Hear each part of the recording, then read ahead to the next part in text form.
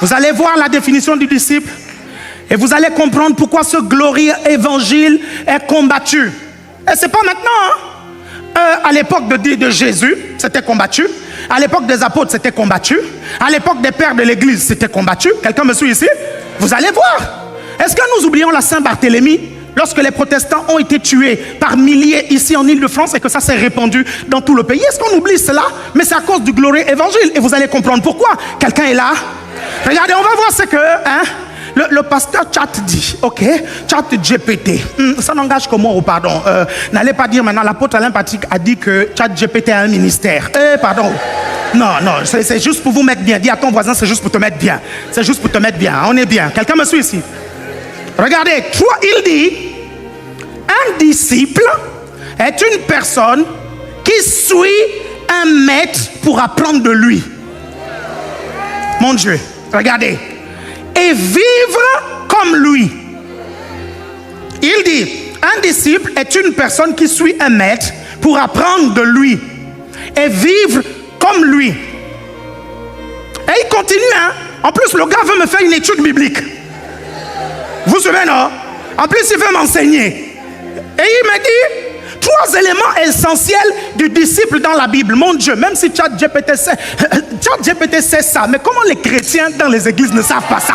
Non, mais je ne comprends pas. Regardez, il y a des chrétiens qui ont des problèmes avec ChatGPT, hein, vous comprenez? Ils disent, oui, quand la bête va venir, il va utiliser ChatGPT, machin. Vous savez, quand l'antichrist va venir, il va utiliser tout ce qu'on utilise là. Il va utiliser Internet, il va utiliser les voitures, il va utiliser les téléphones. Quelqu'un me comprend ici? Il va tout utiliser. Vous me suivez attentivement? Donc, regardez maintenant ce que lui dit. Élément 1. Le disciple a une relation avec son maître. Quelqu'un me suit ici? Oh, un chrétien, ça prie. Quelqu'un me suit ici? Il dit, le disciple s'attache à son maître, c'est-à-dire Jésus. Il dit, il écoute son maître, il observe son maître, il apprend de lui. Quelqu'un me suit ici? Il dit, deuxième point, imitation du maître. Il cherche à ressembler à son maître, pas seulement en parole, mais dans sa manière de vivre. Mon Dieu. Et il dit dans Luc chapitre 6 verset 40, en plus il me donne la référence biblique, mais il est comment lui? Il veut même enseigner un pasteur. Quelqu'un me suit ici? Luc 6 40, il dit, le disciple n'est pas plus que le maître, mais tout disciple accompli sera comme son maître. Est-ce que vous arrivez maintenant à comprendre pourquoi l'apôtre Paul a dit, mon but est de le connaître lui, ainsi que la puissance de sa résurrection et la communion de ses souffrances, en devenant conforme à lui en sa mort, pour parvenir si possible à la résurrection d'entre les morts. Est-ce que vous comprenez l'essence, la quintessence, la qualité de ce verset biblique? Est-ce que vous arrivez à comprendre? Est-ce que vous me suivez? Il dit qu'il veut être comme Christ, mais il veut endurer les souffrances de Christ. Il dit qu'il veut même expérimenter la résurrection de Christ. Je ne sais pas si vous me suivez. Nous voulons ressembler à Christ dans la bénédiction de Christ, mais pas dans les souffrances de Christ. Il y a un problème. Nous voulons ressembler à Christ dans les miracles de Christ, mais pas dans la souffrance de Christ. Il y a un problème. Nous voulons ressembler à Christ dans tout ce qui est bien. Et quand on voit l'autre partie, on dit ça, on ne veut pas accepter. Il y a un problème. Si Christ a été persécuté, tu seras persécuté aussi. Quelqu'un me suit ici?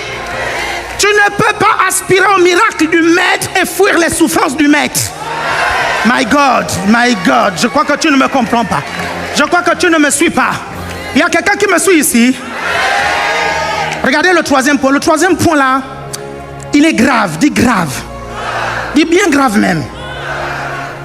Troisième point, il dit engagement total. Il dit, premier point, le disciple a la relation avec son maître.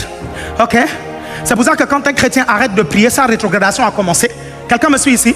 Moi, ce que je fais généralement quand les chrétiens viennent me voir, pour me dire j'ai tel problème, tel problème, tel problème. Premier élément du diagnostic, je lui dis, est-ce que tu pries? Il me dit, oui, je prie. Deuxième élément du diagnostic. Je lui dis combien de temps tu pries. Écoutez-moi bien. Je dis bien combien de temps tu pries. Il y a des pasteurs qui disent non, on dit non, il faut prier à telle heure. C'est comme une obligation pour prier. La prière, c'est une relation. Oui, la prière, c'est une relation. Vous comprenez ça? Mais notre chair ne veut pas cette relation-là. Quelqu'un me suit ici? Certains disent non, il faut attendre le désir de prier pour prier. La chair ne voudra jamais prier. Je te le dis. Le problème, c'est que nous, les chrétiens, nous bâtissons notre vie sur la motivation au lieu de bâtir notre vie sur la discipline. La motivation va et vient, va et vient, va et vient. Quelqu'un me suit ici? La discipline est stable. Quelqu'un me suit ici? Tu pries même quand tu n'as pas envie de prier. Quelqu'un me comprend ici? Tu pries même quand il pleut. Tu pries même quand c'est la neige. Tu pries même... Ah, donne-moi un amen. Si tu attends la motivation pour prier, tu bases ta vie spirituelle sur quelque chose d'instable. Parce que la motivation est basée sur les émotions. Et les émotions, c'est quelque chose d'instable. Les émotions ne sont pas fiables. Les émotions, ce sont des mauvais maîtres. Vous comprenez? Un matin, tu te réveilles, tu as envie de prier. Un autre matin, tu te réveilles, tu n'as pas envie de prier. Quelqu'un me suit ici? Le jour où ta femme va t'énerver, tu n'auras pas envie de prier. Le jour où tes frères et sœurs vont t'énerver, tu n'auras pas envie de prier. Mais si tu ne pries pas à cause de ça, Satan saura qu'il faut qu'il te mette des raisons légitimes pour ne jamais prier. Et je te garantis que tu ne prieras pas. Et c'est comme ça que petit à petit, on rétrograde. Vous comprenez? On ne se rend pas compte. Un disciple a une relation avec son maître. Donne-moi un bon amen. Donne-moi un bon amen. Et là où je me rends compte, et c'est là où je me rends compte que beaucoup de chrétiens, ils ne prient pas. Ils ne prient pas. Et c'est un drame, et c'est un problème. Vous êtes là? Deuxième élément, imitation du maître. Troisième élément, engagement total. Il dit engagement total. Il dit, c'est pas moi, hein. Vraiment c'est pas moi, je vous assure que c'est Chat qui le dit. Il dit, Jésus appelle ses disciples à tout quitter. Si nécessaire, 2 points, leur sécurité, leur famille, leur réputation. Et regardez, il prend Luc chapitre 14 verset 27. Il dit, celui qui ne porte pas sa croix et ne me suit pas ne peut être mon disciple. Et il rajoute, il dit, il ne s'agit pas juste d'apprendre, mais de tout réorganiser autour de Jésus. Mon Dieu, oh mon Dieu, oh mon Dieu, oh mon Dieu, oh mon Dieu, oh mon Dieu, oh mon Dieu. Ça veut dire que ta destinée et ton plan de vie ne doit pas dépendre de tes envies, mais de ses envies. Ça veut dire que le choix de ta filière ne doit pas dépendre de toi, mais doit dépendre de lui. Tout organisé autour de Jésus. Quelqu'un me comprend ici? C'est ça être passionné de Jésus, c'est ça aimer Jésus. Quelqu'un est là? Quelqu'un est là? Regardez, Jésus, dans ce point très important, Jésus a parlé clairement dans la Bible, clairement, de quelque chose qu'on appelle le renoncement à soi. Le problème, c'est que nous prêchons tout dans nos églises, ok? Mais on oublie le renoncement à soi. Il y a un problème. Et pourtant, le renoncement à soi. Et j'ai béni le Seigneur parce qu'on prêche le renoncement à soi ici. La dernière fois, le pasteur Yves, j'ai écouté un des messages du pasteur Yves. Je l'ai écouté de 23h à minuit. Mon Dieu, pendant que j'écoutais, mon cœur était en train de brûler. Je faisais que prier en langue. J'avais envie de crier dans la chambre et de dire, mais c'est la vérité!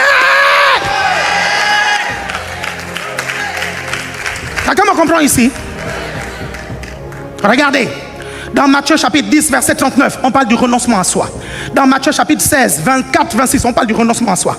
Dans Luc 14, 26, 27, on parle du renoncement à soi. Dans Luc 9, 57, 62, on parle du renoncement à soi. Dans Marc 10, 28, 30. Dans Matthieu 19, 27, 29. Dans Luc 18, 28, 30. Dans Jean 12, 24, 25, on parle du renoncement à soi. Comment est-ce que dans tous les 4 évangiles, on parle d'un sujet que les chrétiens font semblant d'ignorer? Et c'est pour ça que beaucoup de chrétiens sont faibles spirituellement. Vous comprenez? Parce qu'ils ont des options dans leur vie. Le problème, c'est qu'on ne comprend pas que dès l'instant où on a accepté Jésus, il n'y a plus d'options. On doit le suivre. Ad vitam aeternam. Quelqu'un me suit ici? Il y a des chrétiens, ils se convertissent, ils disent, de toutes les façons, si ça ne va pas, moi je vais repartir dans le monde. Non, repars déjà dans le monde. Non, repars déjà. Pourquoi? Parce que quelqu'un qui s'est véritablement converti ne pense pas à repartir en arrière. Parce qu'il sait ce qu'il y a derrière. Quelqu'un me comprend ici? Il sait qu'il a fouillé quelque chose.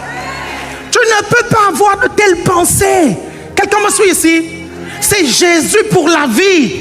Tu as donné ta vie à Jésus aujourd'hui. Il faut que dans 10 ans, tu sois toujours chrétien. Dans 20 ans, tu sois toujours chrétien. Dans 30 ans, tu sois toujours chrétien. Dans 40 ans, tu sois toujours chrétien. Dans 50 ans, tu sois toujours chrétien. Et le zèle que tu as maintenant, il faut qu'à 90 ans, tu sois toujours là. À prêcher Jésus. Oh, alléluia. Bishop, je me projette déjà. Quand tu auras 90 ans, quand tu auras 95, je me projette déjà. Quelqu'un me suit ici? Et je me vois là avec mes grands frères. Je les vois avec le pasteur Yvan, le pasteur Yves, avec le pasteur Mohamed, avec Raoul, avec Sostel Mabouadi, avec tous mes frères. On est là 90, 91, on est toujours en train de prêcher l'évangile avec le même zèle. Je disais hier quelque chose de très important. Je disais que dans notre église, dans nos églises, il y a des Siméons et des Annes. Pourquoi? Parce qu'on a l'impression que le zèle, c'est seulement pour les jeunes. On a l'impression que le zèle, c'est seulement pour une certaine catégorie de personnes. Dans le même temple, il y avait Siméon, qui était très âgé. Mais il y avait aussi Anne. Elle était très âgée. Elle était dans le temple depuis longtemps. On amène Jésus. Siméon attend de rencontrer Jésus. Quand il rencontre Jésus, il dit maintenant, je peux rejoindre Dieu. Mais regardez Anne. Elle est aussi vieille que Siméon. Elle voit le Messie. Elle ne dit pas, c'est maintenant le moment de mourir. Elle dit, c'est maintenant que mon ministère commence.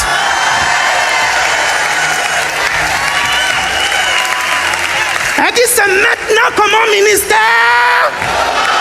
C'est maintenant que mon ministère. Quelqu'un me comprend ici? On doit garder le même zèle. Ok? Regardez, je parlais du renoncement à soi. Je dis, ok, que c'est une doctrine essentielle, importante, ok? Mais le problème, c'est que beaucoup...